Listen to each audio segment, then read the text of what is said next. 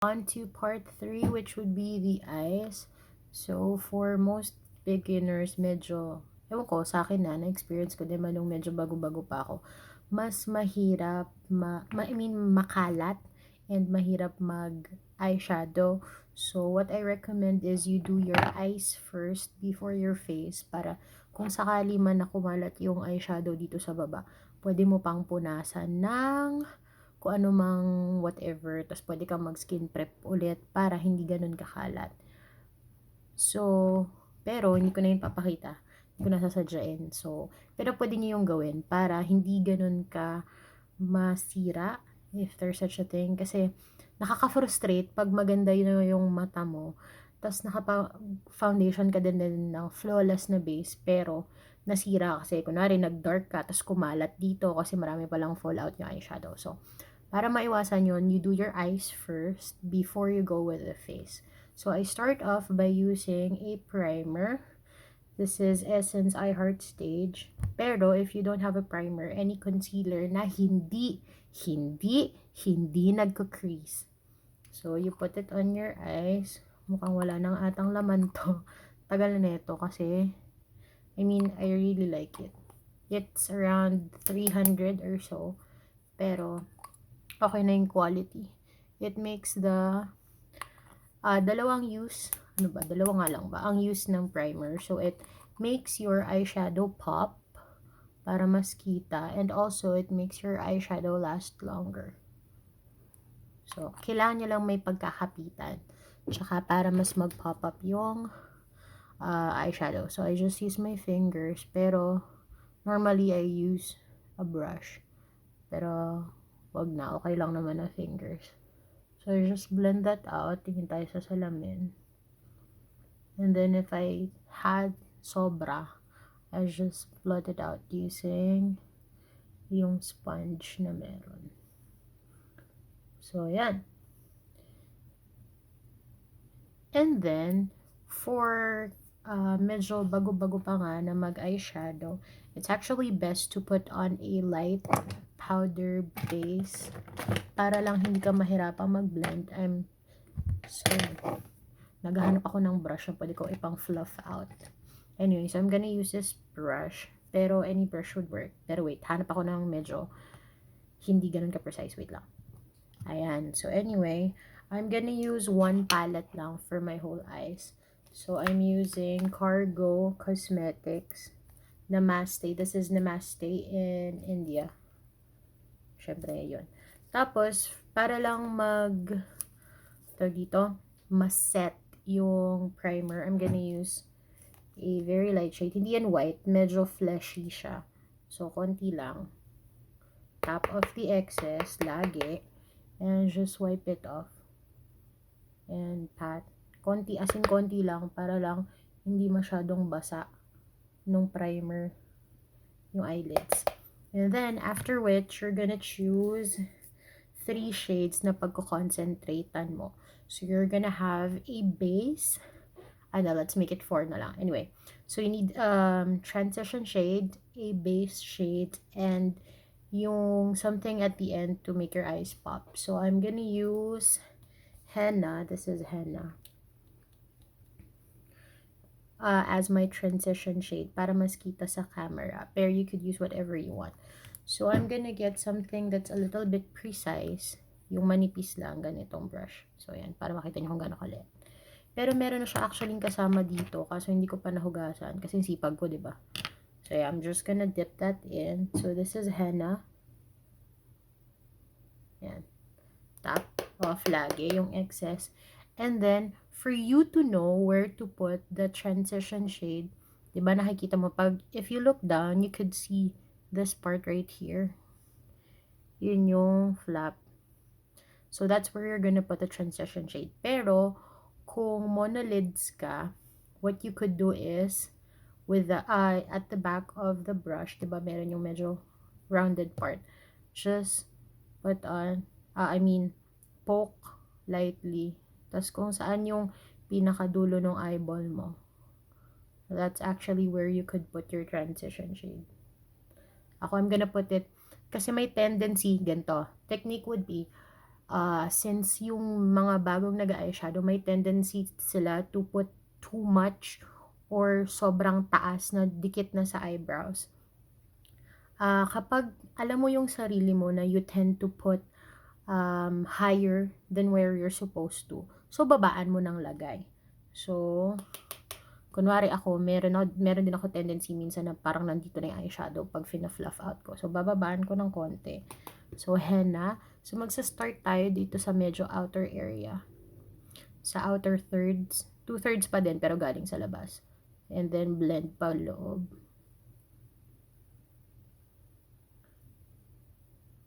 So, blend lang. Doon ako titingin na kasi nandun yung salamin. Mas kita ko siya kaysa sa camera.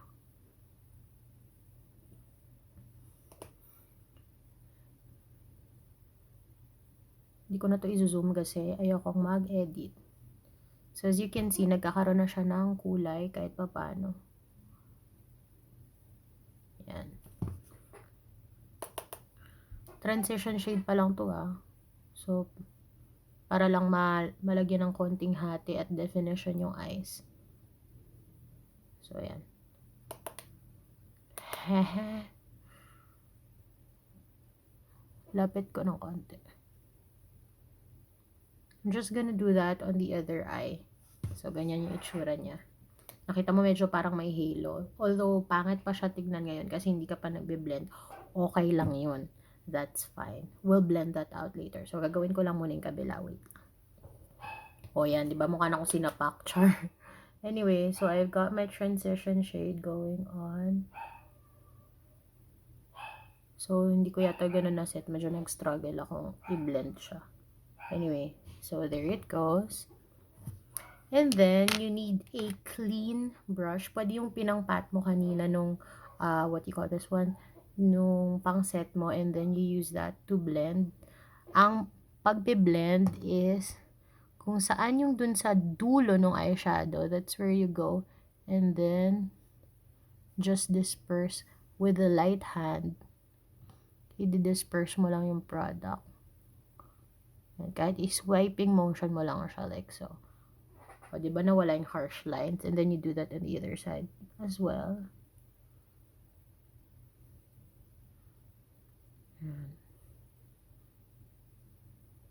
Okay. So, magsistay tayo sa mga neutrals because yun yung mag-work sa kahit anong skin tone. Kapag nakukulangan ka pa, didagdagan mo lang. Yan. Okay. And then, secondly, I'm gonna put a base color. So, ang gusto kong base color ay this one. It's called T. This one. T. And then, I'm just gonna pat it on the insides. You could use a flat brush na meron ba ako dito. Sige, fine. I'll use it. Okay. I'm gonna use this one. It's flat. So, I'm just gonna press. Again, tap the excess. And then, all over yung lid. Kahit umabot ka dun sa transition shade, carry lang yan. So, just... Okay. Other side. No-brainer naman tong base. Kasi... wala lang. Parang ano lang siya. Nilagay mo lang dyan. Para lang magkakulay. Okay. And then, this is where you need the most precision. Na. This would go at the outer part. Ito yung pinaka magde-define nung eye shape mo. I mean, nung eye look mo. Ayan. So, we're gonna use either a pencil brush, something that has a pointed or precise tip, or yung medyo maliit like this one. It comes with the pack. Ayan, ganito siya. Dual-ended. So, what you're gonna do is, kukuha ka ng medyo dark na shade than the ones that you've used. And then, what you're gonna do is, you focus on the outer part. So, gagawa ka ng parang letter C. So, you start, kung nakikita mo yung arch, so ito yung arch, diba? You could start there, and then sa dulo ng eyes, and then pag ganon. So, you'll make a letter C. I'll show you. So I'm gonna use the color Sari. It's like a pinky na maroony na brown. So again, tap the excess and then focus tayo sa ends.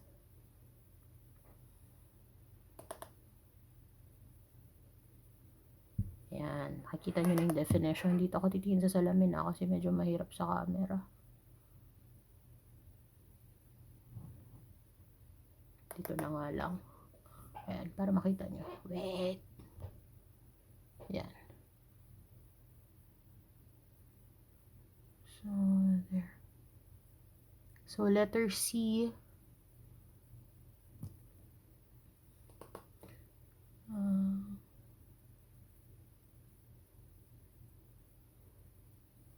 Yan, nakikita mo na yung definition. Tchadan!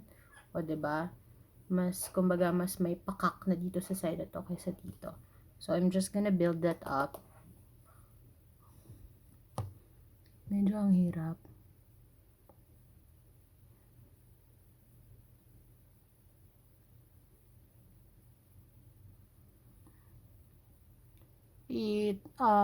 I-overlap ko siya dun sa transition shade. And then, yung hawi ng brush is patulak. So, lightest na. Parang papitik ka lang dun sa loob. So that more concentration would be here sa dulo. Sa pagpat mo nung eyeshadow. There.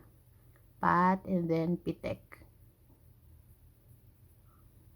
So, you can see na de-define na unti-unti yung mata. See? Okay. And then, tataasan mo lang siya ng konti para makita yung pag-cut. Tadan! Okay, I'm gonna do the other eye. Wait lang.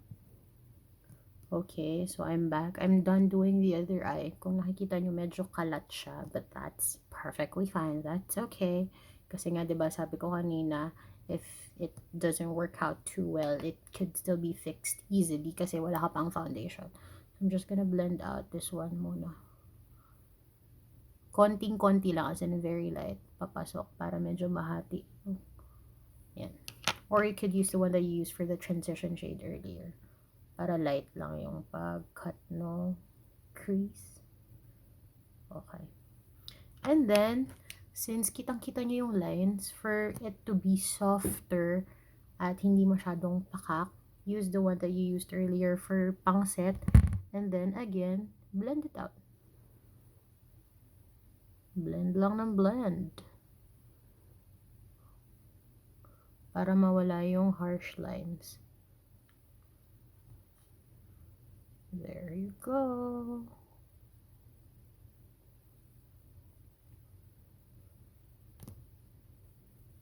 Ay, nahulog. Sorry. Ayan.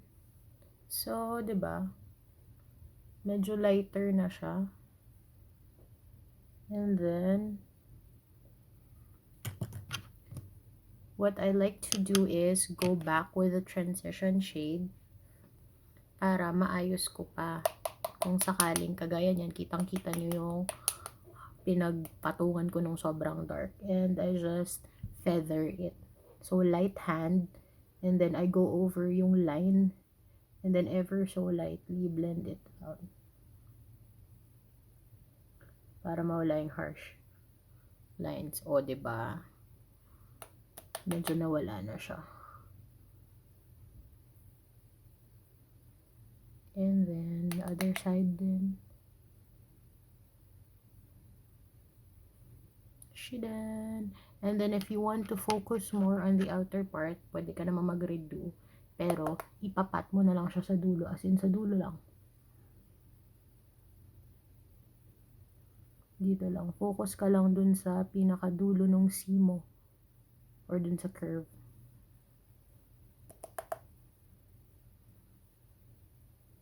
Ayan. Focus dun sa C part. I mean, dun sa curve part. And then, free. Right there. So, you can see na, nag-blend out na siya. And then, for an extra oomph, you have to find something glittery. You could use a highlighter or yung pinaka-shimmery na shade. So, Dahil gusto ko mag-pop yung eyes, I'm gonna use Lotus. Diba nakita nyo may glitters siya. And then, don't use a brush. Kasi normally yung brushes hindi niya kayang i-pick up. So, I use my ring finger and I pat it. Hindi pala pat. Kumukuha ko ng product. And then, ipapress ko dun sa pinakagitna para lang magkaroon ng shimmer. O, diba? It adds a pop of color. And then, pinipress ko and biniblend ko na din siya. It adds a lot of drama to the eyes. See yung difference? 'Di ba? And then, kung naungusan na ulit yung ano mo, yung eye look mo sa taas, again, go back with the blending. I mean, the transition one, and then just blend. See? Then, I'm gonna do it on the other side. Again, press and press. Press while blending.